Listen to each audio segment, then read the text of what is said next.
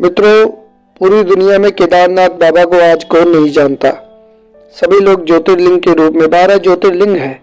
उनमें से भगवान शंकर का केदार उखी मठ, जहां पर 6 महीने भगवान केदारनाथ के जब पट बंद हो जाते हैं तो वहां उनके दर्शन होते हैं।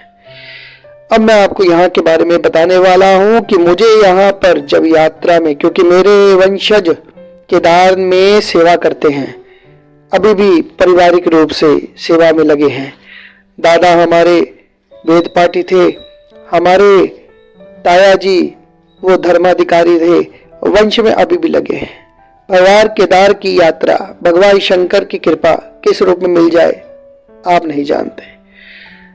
एक बार यात्रा में भगवान के दर्शन करने के लिए गए तो उस यात्रा में वासुकी ताल पीछे पड़ता है। सभी लोगों को जाने की इजाजत नहीं, क्योंकि लोगों को अगर ज्ञान नहीं है तो पहाड़ों के अंदर कैसे जाएंगे।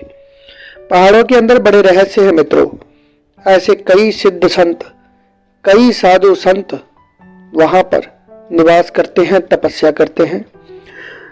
जिसका भाग्य होगा वही देख सकता है, जिनको पता है वही मिल सकते हैं। वहां पर एक बार यात्रा करने के लिए वासुकी ताल पहुंचे तो वासुकी ताल में ब्रह्म कमल आगे जाकर मिलते हैं भगवान शंकर को, जो चढ़ाए जाते हैं। उस ब्रह्म कमल को लेने के दौरान एक संत तपस्वी के दर्शन हुए। ये संत तपस्वी वहां वीरान में पैसे कमाने के लिए नहीं बैठे, इनको सांसारिक वृत्ति से कोई मतलब नहीं है, आध्यात्मिक वृत्ति है इनकी। उनके वहां जब उनके दर्शन किए तो दर्शन करने के बाद उनके पास बैठे तो उनसे प्रसाद रूप में जब कुछ मांगा तो प्रसाद रूप में, अब एक संत तो आपको क्या देगा? संत आपको सिर्फ वही देगा जो उसके पास वहां प्रकृति से उपलब्ध हो जाए। उन्होंने मुझे एक भस्म दी। वो भस्म, आप यकीन मानना, लकड़ी जलाकर भस्म तो हर कोई बना लेता है, गोबर की पाथी को भी जलाकर हर कोई भस्म बना लेता है, चंदन की कोई भी बड़ी से बड़ी चीज भस्म बन जाती है जलाने के बाद।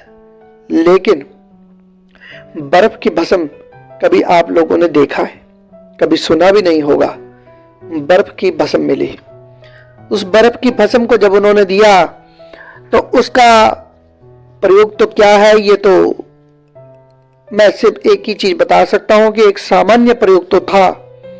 वो यही बता सकता हूं कि गर्म अगर भयंकर पड़ गया, लू पड़ गई भयंकर, और उस गर्मी में अगर आपने वो भस्म लगा लिया, मस्तक पर त्रिपुंड बना लिया, आपको ऐसा लगेगा जैसे आपके सिर पर किसी ने बर्फ रख दी हो।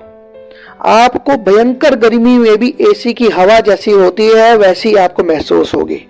मित्रों, बर्फ की भस्म उन संत की कृपा से मिला। कई प्रकार के जीवन में अनुभव साधु संतों के साथ रहने के बाद मिला है, और उनमें से एक प्रसाद रूप में बर्फ की भस्म के बारे में मैंने आपको बताया। ये बर्फ की भस्म हिमालय में और सिर्फ बर्फ के बीच में बनती है। हजारों साल के बाद ये चीजें तब जाकर, स्फटिक भी तो बर्फ का ही बनता है। स्फटिक की क्या ऊर्जा है, स्फटिक की क्या ताकत है, शास्त्रों में स्फटिक का पूजन करने का क्या फल है, ये विषय का भी फिर। लेकिन भस्म का महत्व मैंने आपको बताया कि बर्फ के बीच में भस्म भी होती है। जब पहली बार देखा, पहली बार सुना तो बस यही सोचा कि दुनिया में पता नहीं कितना कुछ छुपा हुआ है। शंकर भगवान की जय।